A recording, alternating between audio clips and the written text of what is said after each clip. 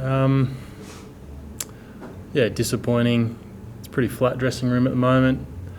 I think we definitely had opportunities to win that game. I thought we started really well with the bat, but 6 for 49 at the end probably doesn't help us get a total that we were really looking for. We were probably looking at 300 for most of the game, but then ended up 270. But then I think we still had an opportunity to win it with the ball. I don't know if we really took into consideration the dew. It was quite a big factor towards the end of the night. The ball got quite wet, so it took out the slow balls and the reverse swing, unfortunately. So it got quite tough, but I think we had opportunities with both bat and ball to win tonight.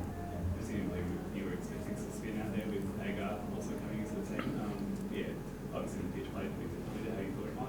Yeah, exactly. I think as we expected, or what we expected was probably 270, 280, 290 wicket with it slowing down and starting to spin. But because the ball got wet with the surface, unfortunately it wasn't the case. So 270 wasn't quite enough in the end.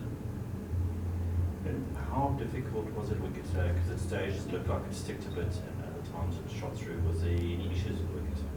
No, I think it was a pretty good cricket wicket, to be honest. I think there was reward for the bowlers. You saw with Ngidi hitting the wicket hard. There was a bit there for him, but there was spin at times. There was variable bounce at times, but I think overall it was a pretty good cricket wicket. But as I said, I think the dew played a huge factor. But pretty even contest. You mentioned briefly also really liking the rooms at the moment. Are you briefly anyone saying? No, nothing yet. I think it's when you lose a series, it's always going to be a disappointing dressing room. So that's all I can really say about it at the moment. I don't know where. I suppose we're still got one game left now, and then our flight home. So we're trying to get as much positivity as we can with that. With having in mind that we've still got some cricket ahead of us. So we've been disappointing in the one days so far. Obviously a very good series win in the T20s, but our one day cricket's just been a little bit off. So I think any momentum we can get going into our series at home would be awesome.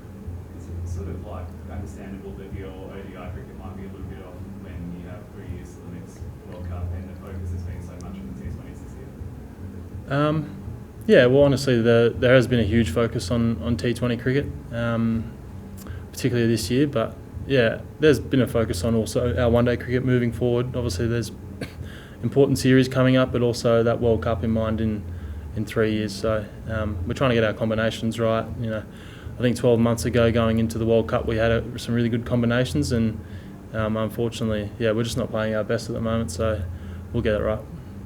I think we mentioned you guys aren't playing your best, but you've had your fair share of ups and downs as a team over the last couple of years. How much does it do for teams' morale winning a series victory as South Africa? Because they haven't won in quite a long time. I think it'd be great for them, particularly with a couple of guys that they got missing too. They're probably not even at full strength, so it shows what depth they've got. Milan today played beautifully, and Ngidi bowled well, so they've had blokes that have really stepped up for them. We had a couple of guys get some 70s and not really go on with it. So they've got some really good depth, and they'll take a lot of confidence from that 100%. But surprised a little bit in terms of you winning the toss and electing to bat first, in terms of South Africa being able to catch up with the run rate? As I said, we didn't expect the wicket to play how it did. We thought it was going to be pretty tough grind all day. We started off really well, and then we thought the wicket was going to get lower and slower, reverse swing was going to come into it, and slow balls were going to start to grip. But unfortunately, as I said, the outfield was really wet. It was damp before the game started, but with the dew, it was the ball got quite wet. So it took reverse swing and spin and our slow balls away from us. Looking into the next game in Port, any positives that you can look forward to, things that you guys can improve on perhaps? I think there's lots we can improve on. Be nice for one of our batsmen particularly our top 4 batsmen, to go on and get triple figures. I think that's what wins your games. I think it's important for us to win this game. I was a part of the series that lost 5-0 a few years ago, and it's pretty disappointing feeling now, to be honest. So would love to win a game here and then get on that plane with some sort of positivity. Keep in mind that we have the T20 trophy with us as well. Have you made a decision about your Shield cricket for next season?